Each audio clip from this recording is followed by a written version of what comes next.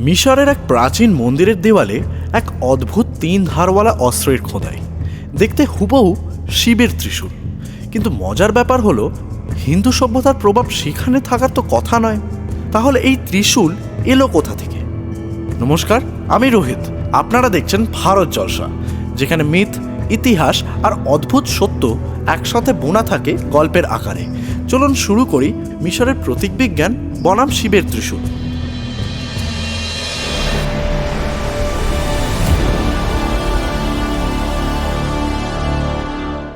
মিশরের 3টি স্থানে এই ত্রিশূল সদৃশ্য খোদাই সবচেয়ে বেশি নজরে পড়ে।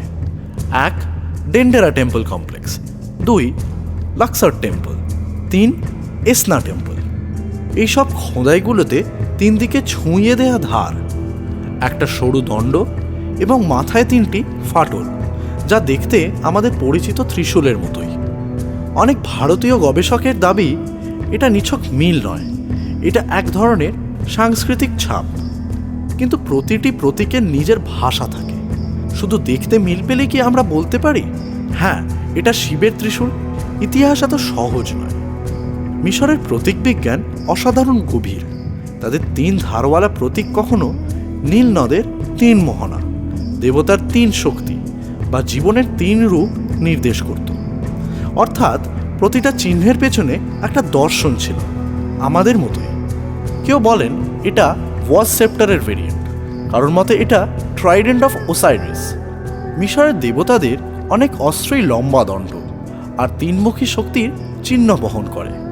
ঠিক এখানেই মিলটা সবচেয়ে রহস্যময়। ইতিহাসবিদরা বলেন প্রায় 4000 বছর আগে ভারত ও মিশরের মধ্যে ব্যবসায়িক যোগাযোগ ছিল। সেই পথে আদান প্রদান হতো লাপিস লাজুলি, হাতির দাঁত, মশলা, বস্ত্র। আজকের দিনে যেমন কালচার এক দেশ থেকে আরেক দেশে মুহূর্তে ছড়ায়, তখনও ধারণা, প্রতীক, চিহ্ন মানুষের সাথেই ভ্রমণ করত। তাই কোনো ভারতীয় সন্ন্যাসী বা পুরোহিত যদি ত্রিশূল বহন করে থাকেন, তা মিশরে পৌঁছানো অসম্ভব নয়। ধর্ম ছড়ায় শুধু গ্রন্থে নয়, মানুষের মুখে মুখেও। হয়তো কোনো ভ্রমণকারী অসাবধানে একটা ধারণা রেখে গিয়েছিলেন, যা পরে মিশরের প্রতীকের সাথে মিশে গেছে। হিন্দু ত্রিশূল মানে 3 শক্তির প্রকাশ, সৃষ্টি, পালন, সংহার। এটা একটা অস্ত্র নয়, একটা কসমিক ব্যালেন্সের চিহ্ন। মিশরেও 3 শক্তির ধারণা ছিল, আইসিস, ওসাইরিস, হরাস, অর্থাৎ মা, বাবা, সন্তান, জীবনের পূর্ণবৃত্ত। দুটি সভ্যতা আলাদা পথে হাঁটলেও মানুষের সাধারণ চিন্তা একই ছিল। শক্তির 3 রূপ, জীবনের 3 ফেজ, বিশ্বের 3 স্তম্ভ। এ যেন এক মনের মিল, যেখানে প্রতীক শুধু প্রতীক থাকে না, দর্শনে পরিণত হয়। এটা কাকতালীয় হতে পারে, কিন্তু এমন কাকতালীয়তা বারবার ঘটলে ইতিহাস প্রশ্ন তুলতে বাধ্য। তাহলে মিশরের ত্রিশূল কি শিবের অস্ত্র? পুরাতত্ত্ববিদরা সরাসরি এটা শিবের অস্ত্র বলেছেন এমন কোনো নথি নেই। কিন্তু ছবির মিল, খোদাইয়ের মিল আর প্রতীকের মিল, এগুলো এতটাই প্রবল যে গবেষকরা এখনও এটা নিয়ে আলোচনা থামাননি। অনেকে প্রশ্ন তুলেছেন, কেন মিশরের প্রতীকগুলো হঠাৎ 3মুখী হলো? এর আগে কি এর কোনো রূপ ছিল? এটা কি বাইরে থেকে আনা কোনো ধর্মীয় ধারণা? এগুলো কোনো প্রমাণ নয়, কিন্তু এই প্রশ্নগুলোই পুরনো ইতিহাসকে নতুন আলো দেখায়। কিছু গবেষক মনে করেন পুরাতন বিশ্বের ত্রিশূল প্রতীক সম্ভবত এসছে স্টর্ম গড ট্র্যাডিশন থেকে। প্রাচীনকালে শিব, ইন্দ্র, পোসাইডন, ক্যানানাইট বাল সবাই বজ্র বা সমুদ্র শক্তির প্রতীক বহন করতেন। 3 ধার মানেই 3 দিক, আকাশ, জল, ভূমি। বজ্র, তরঙ্গ, ভূকম্পন।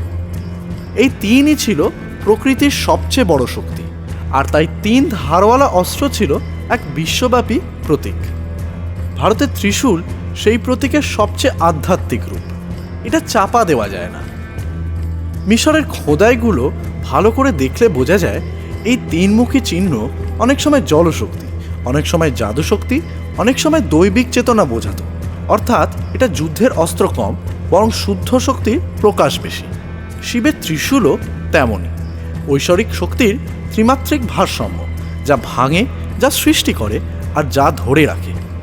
দুটি সভ্যতা একে অপরকে চিনত কিনা তা আমরা জানি না, কিন্তু তারা একই শক্তিকে দুই ভাষায় ব্যাখ্যা করেছিল। এটাই বড় প্রশ্ন। তবে সরাসরি কোনো প্রমাণ নেই যে মিশরে শিব পূজা হতো, কিন্তু প্রতীকের মিল, দর্শনের মিল, চিন্তার মিল, এগুলো ইতিহাসকে এক নতুন আলো দেখায়। আপনার কি মনে হয়, এটা কি নিছক কাকতালীয়, নাকি সত্যি এমন কোনো প্রাচীন সূত্র ছিল যা হাজার বছর আগেই দুটো পৃথিবীকে এক সূত্রতেই বেঁধেছিল? আমি রোহিত। আরও এমন অদ্ভুত রহস্যময় মাইথোলজিক্যাল গল্প জানতে চ্যানেলটিকে সাবস্ক্রাইব করুন, আর ভিডিওটি ভালো লেগে থাকলে লাইক, কমেন্ট আর শেয়ার করুন। আবার দেখা হবে পরের গল্পে। শুনতে থাকুন, দেখতে থাকুন ভারত যশা।